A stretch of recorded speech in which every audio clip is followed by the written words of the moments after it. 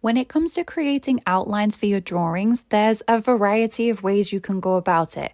You can freehand, you can use projectors, you can trace, you can use the grid method. For myself, I learned freehand, but further down the line, I also use tracing as a time-saving method and quite honestly to save my sanity as well. But in this video, I wanted to share some tips around creating freehand outlines because I do think it's a really good skill to develop. So here's the first thing that I want to say, and this is going to be easier said than done, but bear with me. Forget about the details. If you're trying to create an outline and focusing on all the little details you can see, it's going to overwhelm you and you will end up frustrated because you just won't know where to start. That was me for a long time. I would look at the photo of, let's say, for example, a dog like this one, and I'd be looking at all those little details on the nose, all of the little light catches in the eyes, all of the fur details, everything. And it's not too bad with a dog like this, but if you have a dog that has wiry fur or curly fur even, it can feel like, oh my goodness, I don't even know where to start. It can be very, very difficult. Okay, so if we're not focusing on details, then where do we start? So anytime I go to freehand an outline, I always simplify it as much as possible. And to do that, I look for what shapes I can see. The most basic shapes and proportions is where you want to start. For example, with this dog, I'm not looking at those little details on the dog's nose. I'm not looking at the details of the eyes or the fur direction. I'm looking for shapes. When I'm mapping out these shapes, notice they're not refined or perfect at all. The edges are sharp, very sketchy, very kind of, a little random looking. My process here is just to map out where certain features are in relation to one another. For example, the nose in relation to the eyes, the angle of the eyes should match the angle of the nose.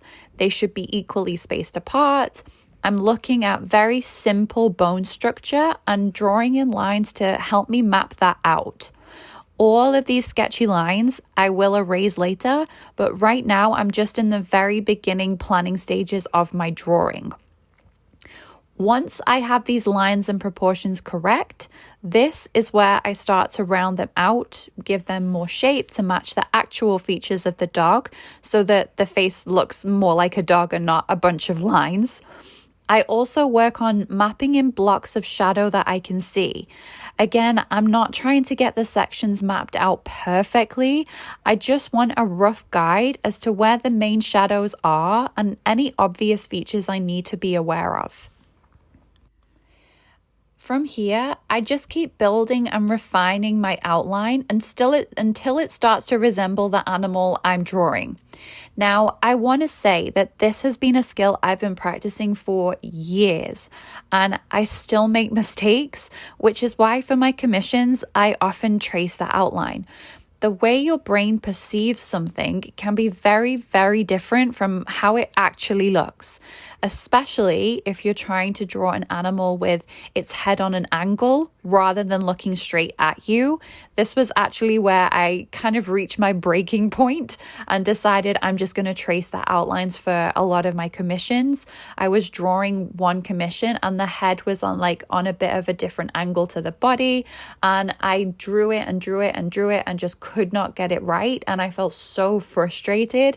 And it was at this point where I was like, oh, forget it, I'm just going to trace it. And then I was like, whoa, why didn't I just do this in the first place? It's so much easier. So this is why it can get frustrating, because you know that something doesn't look right, but you just can't put your finger on it. You can't figure out why. Tracing can really help with this, as it will show you how something actually looks compared to how you perceive it.